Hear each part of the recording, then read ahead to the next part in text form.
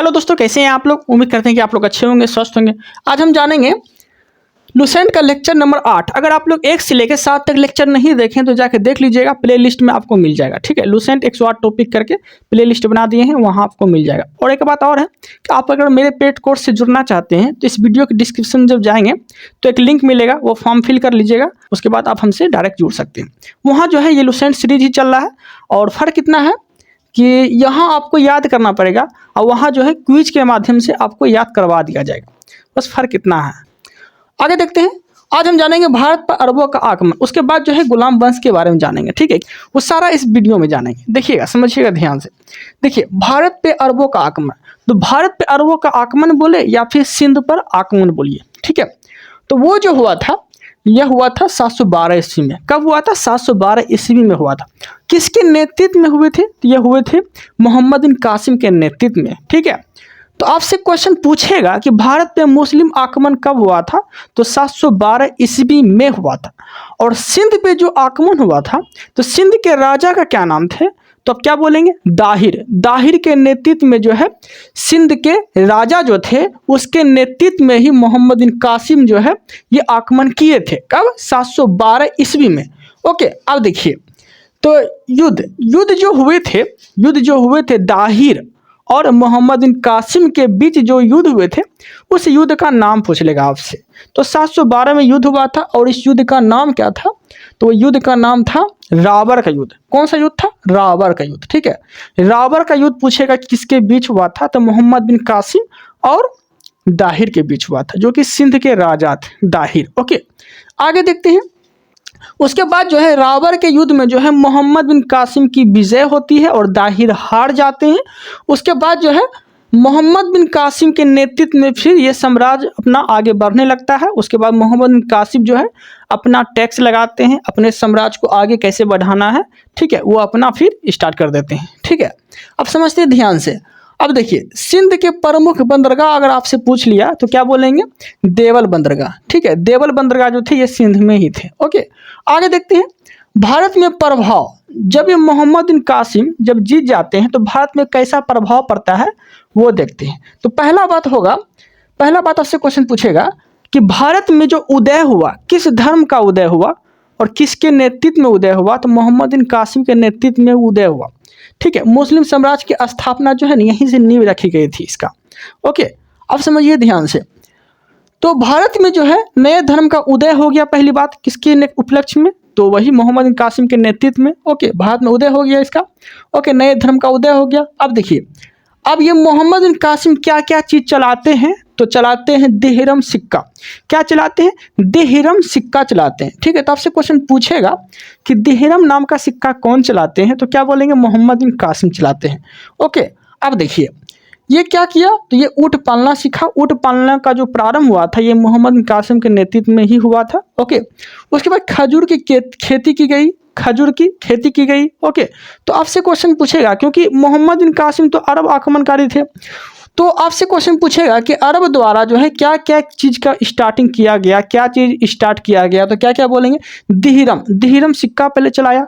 उसके बाद ऊँट पालना सीखा। ठीक है, उसके बाद खजूर की खेती करना सीखा। ठीक है, तो सारा चीज़ जो आया भारत में, ठीक, किसके माध्यम से आया था? तो अरब आक्रमणकारी के माध्यम से आया था। कि ठीक है, क्या क्या? दिहिरम सिक्का, ऊँट पालना, खजूर की खेती, ये सब आए थे। अब देखिए, मोहम्मद बिन कासिम जो है 4 गो टैक्स लगाए थे। वो टैक्स कौन कौन थे? तो जजिया, जकात, खुम्स, खराज। ठीक है, जजिया, जकात, खुम्स, खराज। अब धीरे धीरे समझते हैं कि जजिया क्या होते थे। देखिए, जजिया जो होते थे ना, ये एक टैक्स होता था। ठीक है, जो कि मुसलमान छोड़ा के सभी पे टैक्स लगाया जाता था। तो वही यहाँ लिख दिया है, गैर मुसलमान, मतलब मुसलमान को छोड़ के सभी पे टैक्स लगाओ। ये किसके द्वारा लगाया गया था? तो मोहम्मद बिन कासिम के द्वारा लगाया गया था, उसी के नेतृत्व में। ओके, तो मुसलमान को छोड़ के सभी धर्म पे लगाया गया था। ठीक है, यहाँ तक कोई दिक्कत नहीं है। अब देखिए जकात जो है ये मुसलमान से लिए जाने वाला ये टैक्स था। मुसलमान से लिए जाने वाला टैक्स था। एक्चुअली जो है ना जकात जो होते हैं, जकात ये स्पेशली जो है ना रिच लोगों पे लागू होता है। जैसे कोई मुसलमान रिच है, अच्छा से परिपूर्ण है, संपत्ति से परिपूर्ण है, अगर उसका मन कर रहा है कि ज़कात हम देना चाहते हैं, ठीक है, जैसे कोई मुसलमान का करोड़ों का बिजनेस चल रहा है, तो उसका मन कर रहा है कि हम 1 लाख रुपया जो है मंथली में देना चाहते हैं ज़कात के रूप में, तो वो दे सकता है। तो वो रिच होता है ना, रिच मुसलमान के लिए ये चीज़ लागू होता है। ओके, गरीब अगर कोई व्यक्ति है, गरीब मुसलमान है, तो वो उसके लिए ये चीज़ लागू नहीं होता था। तो ज़कात अभी भी दिया जाता है, अपने इच्छा से मन करे तो दीजिए, कोई दिक्कत नहीं है। ओके, अब देखिए जजिया और ज़कात दोनों जो था ना, ये धार्मिक टैक्स था। क्या था? दोनों धार्मिक टैक्स था। ओके, यहाँ तक कोई दिक्कत नहीं है। अब देखिए खम्स, देखिए क्या होता था। खम्स जो हुआ करते थे, खम्स हुआ करते थे युद्ध में सेना द्वारा लूटा गया धन, युद्ध में सेना द्वारा लूटा गया धन को बोला जाता था खम्स या खुम्स। ओके, युद्ध में सेना द्वारा लूटा गया धन को क्या बोले जाते थे? खम्स। अब देखिए इस खम्स में हिस्सा कितना होता था राजा का और सेना का? तो सेना का हिस्सा होता था, मतलब कि सेना का हिस्सा होता था 80%। मतलब कि राजा का कहना क्या था कि आप मुझे 20% दे दो और जितना बचता है आप आपस में बांट लो, क्योंकि आप लोग का भी परिवार है तो आप आपस में बांट लो। तो 80% जो है ना, वो सेना में बांट दिया जाता था, जो सेना लूट के लाते थे धन, ठीक है। और 20% जो है वो कौन रखते थे? तो वो रखते थे खलीफा, ठीक है। खलीफा उसे बोला जाता था जो कि उस समय मुस्लिम साम्राज्य में सबसे बड़ा पद होता था, खलीफा। ओके, तो खलीफा कितना रखते थे? 20% रखते थे, और सेना में कितना बढ़ता था? तो 80% बढ़ता था। यहाँ तक कोई दिक्कत नहीं है। आगे देखते हैं। अब देखिए खराज, आगे क्या है? खराज। खराज क्या होता था? तो खराज जो है ये भूमि टैक्स होता था। क्या होता था? भूमि टैक्स होता था, खराज, ठीक है। अब समझिए ध्यान से, ये जो है ये मुस्लिम को छोड़ के सभी धर्मों पे ये टैक्स लिया जाता था। भूमि टैक्स जो है ये मुस्लिम को छोड़ के, मतलब मुस्लिम से नहीं लिया जाता था। कौन सा टैक्स? तो खराज। खराज एक तरह से भूमि टैक्स हुआ करता था, ठीक है। खराज एक तरह से भूमि टैक्स हुआ करता था, जिसमें कि मुस्लिम को छोड़ के सभी से ये टैक्स लिया जाता था। ओके, खराज मुस्लिम को छोड़ के सभी से लिया जाता था। जैसे कि कोई हिंदू है, जैन है, बौद्ध है, ईसाई है, इस सब से टैक्स लिया जाता था, ठीक है। कौन सा टैक्स? तो खराज। ओके, जो कि भूमि टैक्स हुआ करता था। यहाँ तक कोई दिक्कत नहीं है। अब समझते हैं आगे। तो ये था मोहम्मद बिन कासिम के बारे में। ओके, अब हम जानने वाले हैं गजनी साम्राज्य के बारे में। गजनी साम्राज्य में कैसे ये वंश आगे बढ़ा, ओके, वो जानेंगे। गजनी साम्राज्य समझिए। गजनी साम्राज्य की बात बोलेंगे तो गजनी जो था ये कहाँ का था? तो आपसे क्वेश्चन पूछेगा कि गजनी जो थे वो कहाँ के थे? कहाँ के थे? तो अफगानिस्तान के थे। कहाँ के थे? अफगानिस्तान थे। अफगानिस्तान में काबुल के रहने वाले थे गजनी। ओके, गजनी साम्राज्य। अब समझते हैं ध्यान से। गजनी साम्राज्य के संस्थापक अगर आपसे पूछ लिया तो वो कौन होते हैं? तो वो होते हैं अल्पतगिन। कौन होते हैं? अल्पतगिन होते हैं गजनी साम्राज्य के संस्थापक। यहाँ तक कोई दिक्कत नहीं। आप समझते हैं ध्यान से। अल्पतगिन के एक दामाद होते हैं, ठीक है। अल्पतगिन का जो है एक दामाद होता है, वो दामाद का क्या नाम रहते हैं? तो वो रहते हैं सुबतगिन, ठीक है। कौन रहते हैं? सुबतगिन। गजनी साम्राज्य की नींव कौन रखी थी? तो आपसे क्वेश्चन पूछेगा तो क्या बोलेंगे? अल्पतगिन।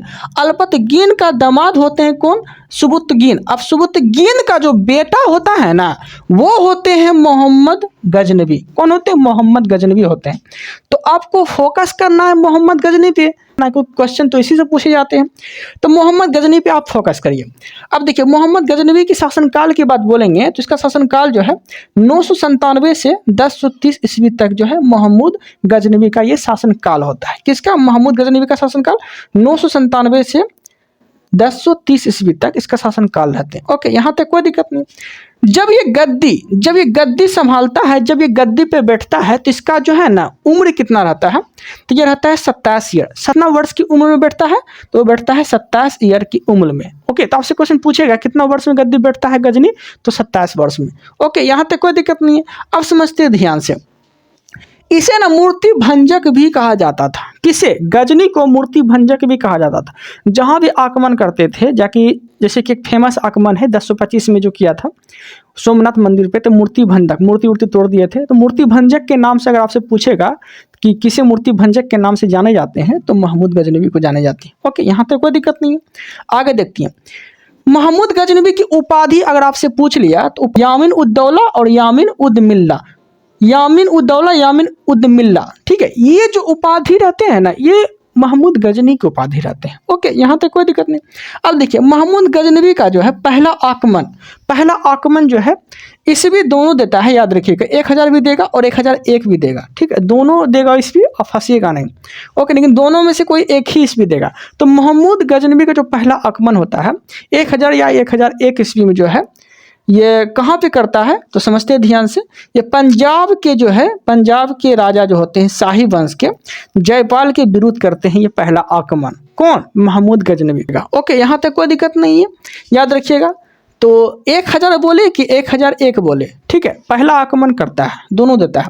किसके विरुद्ध करता है तो शाही वंश के राजा जयपाल के विरुद्ध करते हैं। ओके, यहाँ तक कोई दिक्कत नहीं है, जिसे ना पहला बेहिंद का युद्ध बोला जाता है, पहला बेहिंद का युद्ध बोला जाता है। आपसे क्वेश्चन पूछेगा कि महमूद गजनवी और किसके बीच जो है पहला बेहिंद का युद्ध होता है, तो क्या बोलेंगे?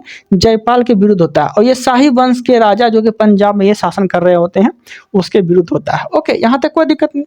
उसके बाद जो है जयपाल तो हार जाते हैं, महमूद गजनवी ये जीत जाते हैं। ओके, अब देखिए इसके बेटा आते हैं, शाही वंश के राजा जो है जयपाल के एक बेटा आते हैं जिसका नाम रहता है क्या तो आनंदपाल। क्या रहते हैं? आनंदपाल। आनंदपाल और महमूद गजनवी के बीच फिर एक युद्ध होता है। उस युद्ध का क्या नाम रहते हैं तो बेहिंद का दूसरा युद्ध। पहला युद्ध होता है बाप के विरुद्ध, ठीक है, और दूसरा युद्ध होता है बेटा के विरुद्ध। पहला युद्ध अगर पूछ लिया बेहिंद का युद्ध तो जयपाल के विरुद्ध होता है, और दूसरा युद्ध जो होता है वो आनंदपाल के विरुद्ध होता है। यहाँ तक कोई दिक्कत नहीं है। ओके, ये कब होता है दूसरा युद्ध तो 1008 ईस्वी में होता है बेहिंद का दूसरा युद्ध। ओके, यहाँ तक कोई दिक्कत नहीं। उसके बाद फिर महमूद गजनवी जो है ये युद्ध भी जीत जाते हैं। ओके, यहाँ तक कोई दिक्कत नहीं। अब देखते हैं आगे।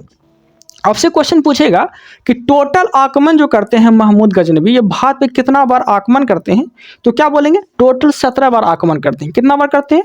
महमूद गजनवी का जो है टोटल आक्रमण भारत के विरुद्ध कितना बार रहता है तो 17 बार रहता है। यहाँ तक कोई दिक्कत नहीं। अब देखते हैं आगे। प्रसिद्ध जो आक्रमण होते हैं ये रहते हैं सोमनाथ मंदिर के विरुद्ध, ठीक है। सोमनाथ मंदिर पे जो आक्रमण करते हैं तो ये क्वेश्चन पूछता है कि कब करते हैं सोमनाथ मंदिर पे आक्रमण महमूद गजनवी, तो कब करते हैं? 1025 ईस्वी में। कब करते हैं?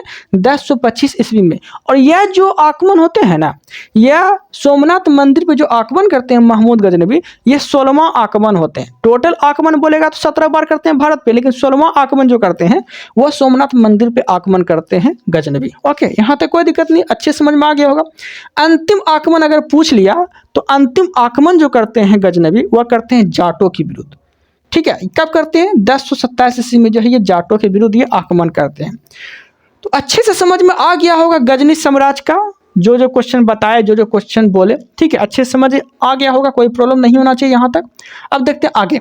महमूद गजनी के साथ जो भारत आए थे वो देख लेते हैं, ठीक है। देखिए जैसे कि अलबरूनी भी आए थे, फिरदौसी भी आए थे, तो दरबारी कवि भी पूछ लेगा आपसे। तो अलबरूनी जो है ये भारत भी आए थे और इसके शासनकाल में दरबारी कवि भी रहते हैं, ठीक है। तो आपसे क्वेश्चन पूछेगा कि महमूद गजनवी के दरबारी कवि कौन रहते हैं, तो अलबरूनी रहते हैं।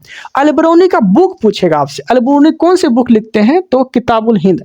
किताबुल हिंद जो रहते हैं ये अलबरूनी की ही बुक रहते हैं, ओके, जो कि महमूद गजनवी के दरबारी कवि रहते हैं अलबरूनी। ओके, अब देखिए यह जो है पुराणों का अध्ययन करने वाला पहला मुसलमान शासक होते हैं। कौन? पुराणों का अध्ययन करने वाला पहला मुसलमान शासक अगर पूछ लिया तो क्या बोलेंगे, तो अलबरूनी। अलबरूनी जो है पुराणों का अध्ययन करने वाला पहला मुसलमान शासक होते हैं। ओके, यहाँ तक कोई दिक्कत नहीं। अगला जो दरबारी कवि होते हैं गजनवी के शासनकाल में तो वो फिरदौसी होते हैं। अब फिरदौसी का बुक पूछ लेगा आपसे तो ये कौन से बुक लिखते हैं, तो शहनामा। शहनामा के लेखक फिरदौसी, शहनामा के लेखक फिरदौसी। अब देखिए सासबनी वंश के बारे में अब हम जानते हैं। सासबनी वंश में आपको एक फेमस देखने को मिलेगा गौरी वंश। ओके, सासबनी वंश या गौरी वंश आप बोल सकते हैं क्योंकि गौरी भी सासबनी वंश से ही था। ओके, यहाँ तक कोई दिक्कत नहीं, आप समझते हैं ध्यान से। भारत में अगर वास्तविक संस्थापक पूछ लिया तो कौन रहते हैं, तो वास्तविक संस्थापक जो है ये गौरी वंश रहते हैं, जिसे बोलते हैं सासबनी वंश। तो भारत में वास्तविक संस्थापक मुसलमानों में तो क्या बोलेंगे, मुसलमानों के लिए जो होता है भारत में वास्तविक संस्थापक के रूप में जो जाने जाते हैं ये गौरी वंश ही जाने जाते हैं, गौरी को ही जाने जाते हैं। ओके, यहाँ तक कोई दिक्कत नहीं। अब समझते हैं आगे। मोहम्मद गौरी का जो पहला आक्रमण होता है ना, आपसे क्वेश्चन पूछेगा कि मोहम्मद गौरी का पहला आक्रमण जो होते हैं भारत के विरुद्ध या कब होते हैं, तो 1175 ईस्वी में होते हैं। कब होते हैं? 1175 ईस्वी में होते हैं। किसके विरुद्ध, तो मुल्तान के विरुद्ध। किसके विरुद्ध? मुल्तान के विरुद्ध। तो आपसे क्वेश्चन पूछेगा कि मोहम्मद गौरी जो है किसके विरुद्ध आक्रमण करते हैं, तो मुल्तान के विरुद्ध। कब करते हैं, तो 1175 में। ओके, यहाँ तक कोई दिक्कत नहीं है। अब देखते हैं आगे। दूसरा आक्रमण जो करते हैं मोहम्मद गौरी, वह करते हैं 1178 में। कब करते हैं? 1178 में करते हैं। ये जो है गुजरात में आक्रमण करते हैं पाटन पर। कहाँ करते हैं? पाटन पर। गुजरात में जो आक्रमण करते हैं पाटन पे, तो पाटन में एक राजा होते हैं, किसके विरुद्ध करते हैं? तो भीम द्वितीय के विरुद्ध करते हैं। ठीक है, कब? तो दूसरा आक्रमण 1178 में गुजरात के पाटन पर, किसके विरुद्ध? भीम द्वितीय के विरुद्ध। ठीक है, अब भीम द्वितीय जो है इसे हरा देते हैं। ठीक है, मोहम्मद गौरी जो है भीम द्वितीय से हार जाते हैं। तो आपसे क्वेश्चन पूछेगा कि मोहम्मद गौरी का पहला जो पराजय होता है, ठीक है, ये किस ईस्वी में होता है, किसके विरुद्ध होता है? पहला पराजय वो हार जाते हैं, तो भीम द्वितीय से ये हार जाते हैं। कौन? मोहम्मद गौरी। कब? 1178 ईस्वी में। तो भीम द्वितीय की जो संरक्षण रहती है ना, संरक्षण अगर पूछ लिया कि संरक्षिका कौन रहती है, जैसे कि आप याद करिए कि अकबर का संरक्षण कौन होता था? बैरम खां होता था ना। ठीक है, तो उस समय में जो है भीम द्वितीय का संरक्षिका कौन रहती थी? तो संरक्षिका अगर पूछ लिया तो रानी नायक देवी जो है भीम द्वितीय की संरक्षिका रहती है। ठीक है, इसके संरक्षण में ही भीम द्वितीय जो है मोहम्मद गौरी को पराजित कर देता है। ओके, याद रखिएगा। अब देखते हैं आगे। उसके बाद मोहम्मद गौरी का तराइन का युद्ध पूछ लेगा, जो कि 1191 में जो है तराइन का पहला युद्ध होता है। और किसके बीच होता है? तो पृथ्वीराज चौहान तृतीय के बीच जो है तराइन का प्रथम युद्ध होता है। तराइन का प्रथम युद्ध पृथ्वीराज चौहान और मोहम्मद गौरी के बीच जो है तराइन का प्रथम युद्ध 1191 में होता है, जिसमें कि कौन हार जाते हैं? तो वो हार जाते हैं मोहम्मद गौरी। कौन हार जाते हैं? मोहम्मद गौरी ये हार जाते हैं। ओके, उसके बाद जो है 1192 में जो है तराइन का दूसरा युद्ध होता है, जिसमें कि मोहम्मद गौरी जीत जाते हैं। पहला में गौरी हार जाते हैं। पहला युद्ध में, पहला तराइन के युद्ध में गौरी हारते हैं, और दूसरा तराइन के युद्ध में जो है गौरी जीत जाती है। कि मोहम्मद गौरी और जयचंद के बीच एक युद्ध होता है, तो वह युद्ध का नाम रहते हैं चंदावर के युद्ध। कौन युद्ध का नाम रहते हैं? चंदावर के युद्ध रहते हैं। ठीक है, जिसमें कि चंदावर के युद्ध में जयचंद के आंख में तीर लग जाने से उसकी मृत्यु हो जाती है। उसके बाद जो है मोहम्मद गौरी जीत जाते हैं चंदावर का युद्ध। कब हुआ था चंदावर का युद्ध? तो 1194 में हुआ था। ओके, यहाँ तक कोई दिक्कत नहीं। अब देखिए, उसके बाद जो है मोहम्मद गौरी की मृत्यु हो जाती है 12 मार्च 1206 ईस्वी को। कौन कर देते हैं? तो गोखर जनजाति जो है मोहम्मद गौरी की मृत्यु कर देते हैं। ठीक है, तो 12 मार्च 1206 ईस्वी को। तो आपसे क्वेश्चन पूछेगा कि मोहम्मद गौरी की मृत्यु कब हो जाते हैं? तो 1206 ईस्वी में, 12 मार्च 1206 ईस्वी में देते हैं, तो गोखर जनजाति कर देते हैं। ओके, यहाँ तक कोई दिक्कत नहीं। उसके बाद जो है मोहम्मद गौरी का जो है 4 गो गुलाम याद रखिएगा। पहला गुलाम था कुतुबुद्दीन ऐबक, दूसरा गुलाम यालदोज, तीसरा गुलाम कुबाजा, चौथा गुलाम एतरारुद्दीन खिलजी, ये चौथा गुलाम होते हैं। जब मोहम्मद गौरी अपने साम्राज्य को छोड़ के जब भारत से जाने लगते हैं, ठीक है, कि अब जो है भारत में आप लोग शासन करिए, ऐसे वैसे जो भी होता है, अपने साम्राज्य का विस्तार करने लगते हैं कि आपको ये दे दिए, आपको ये दे दिए, अपने गुलाम में अपने साम्राज्य का विस्तार कर देते हैं। ठीक है, बांट देते हैं। तो वही क्वेश्चन पूछेगा, कुतुबुद्दीन ऐबक को दिल्ली देते हैं, यालदोज को गजनी देते हैं, कुबाजा को क्या देते हैं? लाहौर और मुल्तान देते हैं, और एतरारुद्दीन खिलजी को जो है ये बंगाल वाला एरिया दे देते हैं। कौन? तो मोहम्मद गौरी।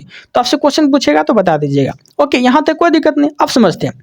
अब जो है हम क्या जानने वाले हैं? तो दिल्ली सल्तनत के बारे में हम लोग जानेंगे, जो कि दिल्ली सल्तनत में जो है टोटल 5 राजवंश शासन करते हैं दिल्ली सल्तनत में। ओके, तो इसका एक ट्रिक के माध्यम से आपको याद रखना है। ठीक है, ट्रिक क्या है? गुलाब खिले तो सांस लो। ओके, गुलाब से हो गया गुलाम वंश, खिले से हो गया खिलजी वंश, तो से हो गया तुगलक वंश, सांस का मतलब हो गया सैयद वंश, लो से मतलब हो गया लोधी वंश। ओके, तो ये चीज़ आपको याद रखना है। तो दिल्ली सल्तनत में टोटल 5 राजवंश शासन करते हैं, याद रखिएगा। ओके, अब देखिए धीरे धीरे समझने का प्रयास करते हैं। गुलाम वंश के शासनकाल की बात बोलेंगे आपसे, तो कितना रहते हैं? तो 1206 से 1290 गुलाम वंश के शासनकाल जो है 1206 से 1290 तक रहते हैं। ओके, इसके संस्थापक कौन होते हैं गुलाम वंश के? तो कुतुबुद्दीन ऐबक रहते हैं, जो कि मोहम्मद गौरी के गुलाम रहता है। ओके, उसके बाद कौन आते हैं गुलाम वंश के बाद? खिलजी वंश आते हैं। इसका शासनकाल जो है 1290 से 1320 तक रहता है। इसके संस्थापक कौन रहते हैं खिलजी वंश में? तो जलालुद्दीन फिरोज खिलजी रहते हैं। उसके बाद तुगलक वंश आते हैं। इसका शासनकाल कितना रहता है? तो 1320 से 1414। सबसे ज़्यादा शासनकाल इसी का रहता है। ठीक है, सबसे ज़्यादा जो है तुगलक वंश का ही शासनकाल रहता है दिल्ली सल्तनत में। तो चीज़ याद रखेगा, टोटल 94 वर्ष शासनकाल करता है। तो तुगलक वंश के संस्थापक पूछ लिया तो गयासुद्दीन तुगलक। ओके, यहाँ तक कोई दिक्कत नहीं। आगे देखते हैं। फिर सैयद वंश का अगर शासनकाल पूछ लिया, ठीक है, तो 1414 से 1451, 1414 से 1451 जो है इस सैयद वंश का शासनकाल रहता है। ओके, यहाँ तक कोई दिक्कत नहीं है। आगे उसके बाद लोधी वंश आते हैं 1451 से 1526, 1451 से 1526 तक जो है लोधी वंश का शासनकाल रहता है। और लोधी वंश का अगर संस्थापक पूछ लिया तो बहलो लोधी हो जाएगा, सैयद वंश का संस्थापक पूछ लिया तो खिरिज खां हो जाएगा। ओके, यहाँ तक कोई दिक्कत नहीं है। उसके बाद 1526 से जो है मुगल वंश आ जाता है, 1526 से जो है मुगल वंश आ जाता है। ओके, यहाँ तक कोई दिक्कत नहीं है। तो हम पहले जानेंगे गुलाम वंश के बारे में, जो कि दिल्ली सल्तनत में टोटल 5 को वंश था ना, जिसमें पहला था गुलाम वंश। अब समझिए ध्यान से, गुलाम वंश को ममलुक वंश भी कहा जाता है। इसका शासनकाल कितना रहता है? 1206 से 1290। तो गुलाम वंश के शासक को बोले या दिल्ली सल्तनत में शासक के बोले तो सुल्तान कहा जाता था। एक को छोड़ के, खिरिज खां को छोड़ के, ठीक है, खिरिज खां को छोड़ के जो है सभी जो है सुल्तान का पद धारण किया था। ओके, खिरिज खां को छोड़ के, जो कि सैयद वंश का संस्थापक कहलाता है। आगे देखते हैं संस्थापक। यहाँ पे गुलाम वंश के संस्थापक पूछ लिया तो कुतुबुद्दीन ऐबक रहते हैं। इसका शासनकाल जो है 1206 से 1210 तक रहते हैं। 1210 में जो है इसकी मृत्यु हो जाती है चौगन खेलते समय, याद रखिएगा। गुलाम वंश में जो संस्थापक रहते हैं कुतुबुद्दीन ऐबक, एक राजधानी कहाँ बनाते हैं? तो लाहौर बनाते हैं। कहाँ बनाते हैं? लाहौर जो है ये अपना राजधानी बनाते हैं। ओके, आप समझते हैं ध्यान से। कुतुबुद्दीन ऐबक को उपाधि अगर पूछ लिया आपसे तो सिपा सलाहकार जो है कुतुबुद्दीन ऐबक की उपाधि रहते हैं। कुरान खां भी इसे बोला जाता है, लाख बख्श भी इसे बोला जाता है, पील बख्श भी इसे बोला जाता है। पील बख्श मलिक जो है इसी को बोला जाता है। तो क्या क्या बोले? सिपा सलाह, ठीक है, सिपा सलार, कुरान खां, लाख बख्श, पील बख्श, मलिक, हातिम खां, ये सब जो है कुतुबुद्दीन ऐबक का ही उपाधि रहते हैं। ओके, यहाँ तक कोई दिक्कत नहीं है। आगे देखेंगे, ये निर्माण करवाते हैं कुतुबुद्दीन ऐबक जो है, ये निर्माण कराते हैं क्या क्या चीज़ का वो देख लेते हैं। तो पहला याद रखिएगा, कुवत उल इस्लाम मस्जिद, कुवत उल इस्लाम मस्जिद का जो निर्माण कराते हैं वो कौन कराते हैं? कुतुबुद्दीन ऐबक करवाते हैं। 28 दिन का झोपड़ा का निर्माण करवाते हैं जो कि अजमेर में है, याद रखिएगा। ओके, कौन करवाते? कुतुबुद्दीन ऐबक ही कराते हैं। क्या क्या बोले? कुवत उल इस्लाम मस्जिद का निर्माण, 28 दिन का झोपड़ा, कुतुब मीनार का निर्माण, ये सब कौन कराते हैं? तो कुतुबुद्दीन ऐबक ही कराते हैं। लेकिन कुतुब मीनार का जो निर्माण करवाते हैं ना, ये अपने गुरु की याद में करवाते हैं, गुरु की स्मृति में करवाते हैं। और कुतुबुद्दीन ऐबक का गुरु अगर पूछ लिया तो बख्तियार काकी होते हैं। बख्तियार काकी की स्मृति में जो है कुतुब मीनार का निर्माण करवाते हैं, याद रखिएगा। उसके बाद ये क्या करते हैं? ये जो है अपने नाम का खुतबा नहीं पढ़वाता है, खुतबा जो है अपने नाम का नहीं पढ़वाता है। क्यों? क्योंकि शुक्रवार के दिन जो है ये खुतबा पढ़ाया जाता है अपने नाम का, ठीक है, शासक वोसक बनता है तो। उसके बाद जो है कुतुबुद्दीन ऐबक जो है अपने नाम का खुतबा नहीं पढ़ाता है। आपसे क्वेश्चन पूछेगा कि गुलाम वंश में कौन सा शासक जो है खुतबा नहीं पढ़वाता है, या फिर दिल्ली सल्तनत में कौन सा ऐसा शासक जो है अपने नाम का खुतबा नहीं पढ़वाता है, तो क्या बोलेंगे? तो याद रखिएगा, कुतुबुद्दीन ऐबक अपने नाम का खुतबा नहीं पढ़वाता है। ओके, याद रखिएगा, यहाँ तक कोई दिक्कत नहीं है। कुतुबुद्दीन की मृत्यु जो है 1210 में जो है चौगन खेलते समय, जो कि पोलो बोलते हैं जिसे, ओके, चौगन खेलते समय हो जाता है। और चौगन का जो प्रचलन हुआ है ये भारत से ही हुआ है। भारत में कहाँ से हुआ है? परसों मणिपुर से, ठीक है, याद रखिएगा। चौगन मतलब पोलो का जो प्रचलन हुआ है ये हुआ है भारत से ही, याद रखिएगा। ओके, उसके बाद जो है गुलाम वंश में अगला शासक आते हैं आराम शाह। आराम शाह जो है मात्र 8 माह ही शासन करता है। ये कुछ खास काम किए नहीं रहते हैं, इसलिए इसके बारे में उतना जानना नहीं है। आगे देखते हैं, अगला शासक आते हैं इल्तुतमिश। समझते हैं ध्यान से, इल्तुतमिश जो होते हैं ये गुलाम वंश का वास्तविक संस्थापक कहलाते हैं। वास्तविक संस्थापक अगर पूछ लिया गुलाम वंश का वास्तविक संस्थापक तो इल्तुतमिश ही होते हैं। ओके, यहाँ तक कोई दिक्कत नहीं है। आगे देखते हैं, उसके बाद इसके शासनकाल की बात बोलेगा आपसे कि शासनकाल इसका कितना होता है। तो 1210 से 1236 ईस्वी तक जो है इल्तुतमिश का शासनकाल होता है। 1210 से 1236 इल्तुतमिश का शासनकाल होता है। उसके बाद क्या होता है? कुतुब मीनार का नींव तो रखा था कुतुबुद्दीन ऐबक। कुतुब मीनार का नींव कौन रखे थे? कुतुबुद्दीन ऐबक। लेकिन इसको पूरा कौन करवाते हैं? इल्तुतमिश पूरा करवाते हैं। नींव बोलेगा, कुतुब मीनार का अगर नींव बोलेगा तो कुतुबुद्दीन ऐबक, लेकिन पूरा कौन करवाता है? तो पूरा करवाते हैं इल्तुतमिश। ओके, यहाँ तक कोई दिक्कत नहीं है। अच्छे समझ में आ गया होगा आप लोग को। अगले वीडियो में जो है इससे ज़्यादा जानेंगे, इससे आगे बढ़ेंगे। ओके, इस वीडियो में इतना ही रखते हैं। आप लोग को मेरा कंटेंट अच्छा लग रहा है तो चैनल को सब्सक्राइब जरूर करिएगा, ताकि आप लोग के लिए ऐसे ही बेहतर कंटेंट लाते रहे। ओके, और एक बात और बोलना चाहेंगे कि आप लोग अगर क्विज अगर करना चाहते हैं लूसेंट का, तो आप मेरे ग्रुप में जाके ज्वाइन कर लीजिए, ठीक है। मात्र 51 रुपये फी लेके हम अच्छे से क्विज करवाते हैं और टॉपिक वाइज हम लेके आते हैं। तो अगर आप लोग इच्छुक हैं तो इस वीडियो के डिस्क्रिप्शन में एक लिंक होगा, फॉर्म फिल करके आप मेरे साथ जुड़ सकते हैं। ओके देन इस वीडियो में इतना ही रखते हैं। Thank you, thanks for watching.